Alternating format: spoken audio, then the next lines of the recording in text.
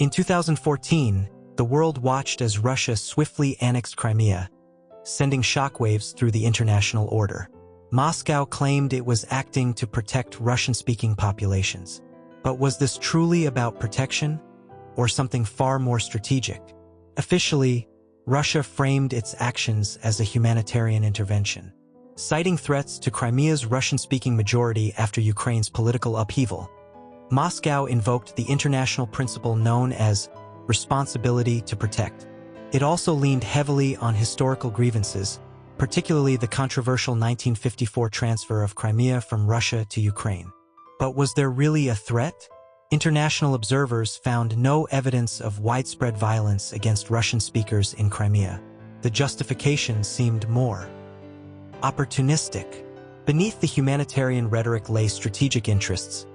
Crimea holds vital offshore oil and gas reserves, a critical blow to Ukraine's energy independence, and the Black Sea Fleet, stationed in Sevastopol since the 18th century, was vital to Russia's military reach. Leases were at risk under Ukraine's post-2014 government. Control over Crimea safeguarded Russia's military dominance and energy leverage. Russia's tactics told a different story.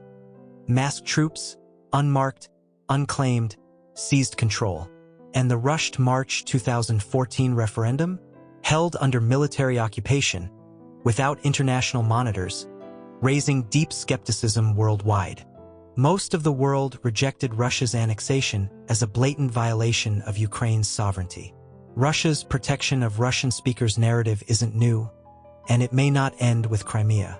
Across Eastern Europe and Central Asia, from Latvia and Estonia to Kazakhstan and Moldova, millions of Russian speakers remain. Analysts warn, the same pretext could be used to justify future interventions. Vladimir Putin openly draws comparisons between himself and Peter the Great.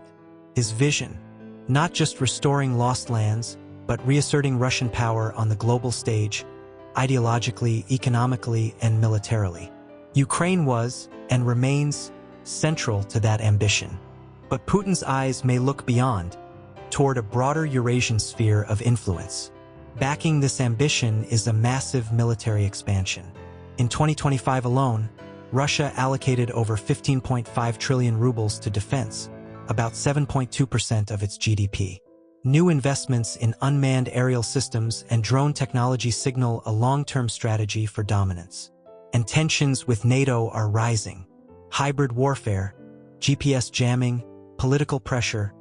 Russia tests the boundaries without sparking all-out war. The world stands at a crossroads. Diplomatic off-ramps still exist, but the risks of escalation, miscommunication, and miscalculation loom large. In Crimea, the battle was not just for land. It was, and remains, a battle over the future of global order itself.